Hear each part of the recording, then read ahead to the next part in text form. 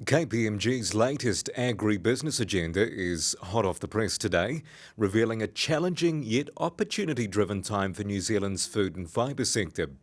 While business leaders are still on the COVID-19 tightrope, an underlying resilience remains. Well, to discuss in more detail, Ian Proudfoot, KPMG's Global Head of Agribusiness, is with us now. Ian, where do we start? What a year. Yeah, well, that was the very first comment we had when we started our interviews. It has been a year where, we describe it as a year of high highs and equally low lows. One of, a juxtaposition of a whole range of different factors.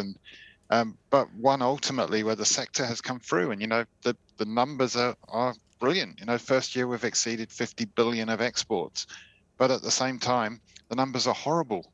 We've consistently got more than 1 million people in this country that can't get access to enough affordable food. So we're winning and we're losing at the same time. Okay, so what's the general mood out in New Zealand's community in the food and fibre sector? I think, last year we talked about fatigue, and it was the fatigue of labour challenges and COVID and supply chain, and all those issues are still there. Um, but what we've got is this amazing resilience at the moment, this ability to innovate. So we've seen in the horticulture sector, pack houses operating with a third of the number of people they operated at before. So they've really pushed into adopting automation to try and get things more efficient. We're seeing people thinking really innovatively about how they start to manage their environmental footprint, recognizing actually it's the markets that want that change, not the government. So they're really starting to innovate in those spaces. And we're seeing people coming up with interesting new ways to get products to consumers. But at the same time, we're taking a bet on what consumers want because we have been separated from them for a very long time. I want to pick up on a point you made. You mentioned obviously COVID-19 fatigue, but there's a number of other factors at play as well. We've seen, groundswell protesters around the country.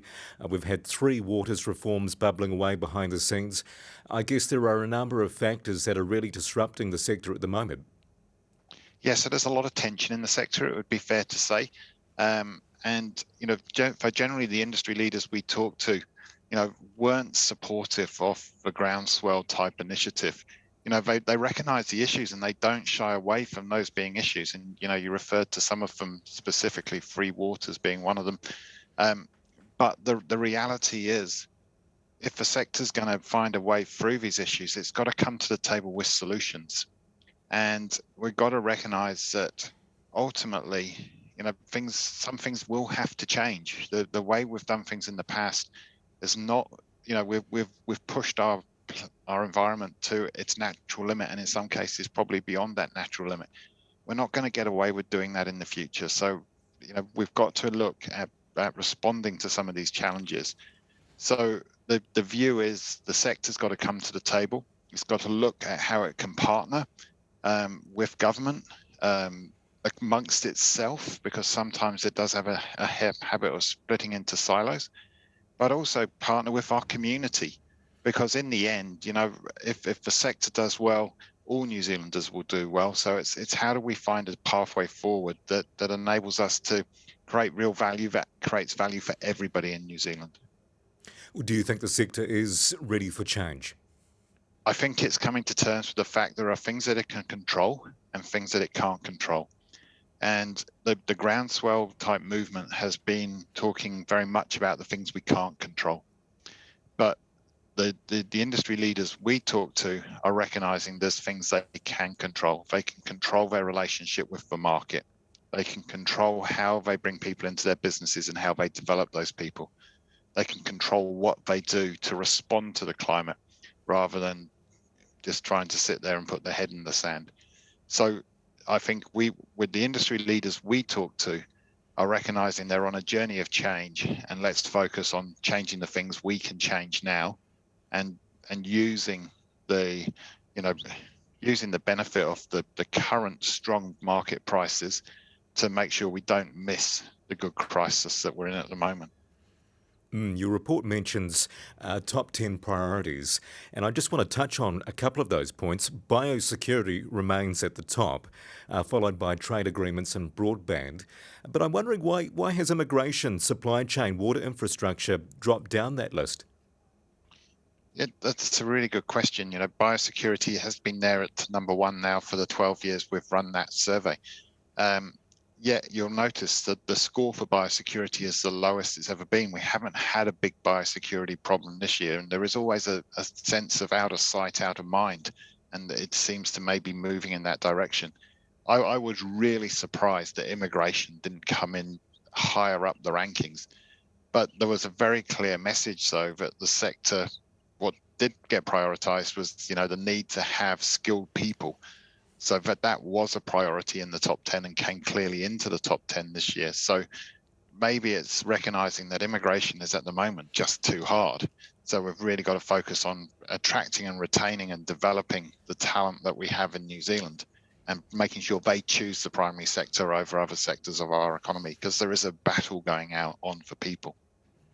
This is against a backdrop, though, of export revenues hitting a record over $50 billion in the year to the end of June. Does that show an underlying resilience in the sector, or is there some COVID-19 noise in those numbers? Um, it's really hard to know. There's so much going on. There's definitely some factors that are COVID related, but then again, remember that 52 billion is against the background with China being in lockdown for much of the last sort of couple of months, and that's a really key market. About 40% of our product goes into China. So I look at it and I go, I think at the moment, we are benefiting from very strong prices. And I think probably the bigger impact on that is what's happening in Ukraine and the overall impact that's having on global food prices rather than COVID. I personally believe Ukraine is a much bigger inflection point in the global food system and will fundamentally change the food system. But I also think, what we're actually doing is we're not exporting as much volume. So it does mean that we are connecting better to those higher value niches, the people more prepared to pay for our products. And I think that mindset of finding the value, finding the partner relationships in market where that value can be realized, will stand us in good stead as we move forward into what I think will become a more volatile period for commodity prices. What about the outlook, though? What's the next 12 months going to be like? I think it's going to carry on being challenging. From where I sit, COVID's going to continue to come through us in waves, and the flexibility that organisations have had to adopt for that will continue to be critical.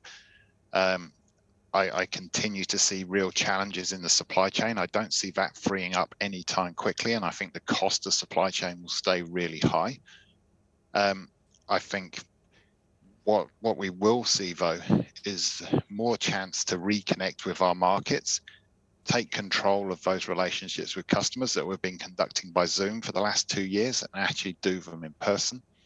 And I think, therefore, we will get a better understanding of what's going on in those markets. What are the needs of markets, particularly as it looks like, more and more the data coming through suggesting we're heading towards some sort of global recession at the back end of this year into next year. We really need to be really clear on who our consumers are, what they're going to be able to pay, and making sure we're delivering the product in the right format to enable them to continue to buy our food. KPMG's head of global agribusiness, Ian Proudfoot, thanks for joining us. Thank you very much.